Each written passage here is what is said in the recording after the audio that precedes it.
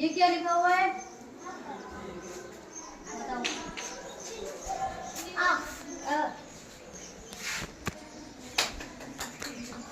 और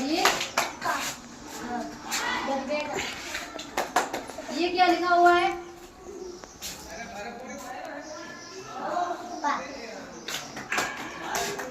ये क्या लिखा हुआ है? और ये क्या लिखा हुआ है?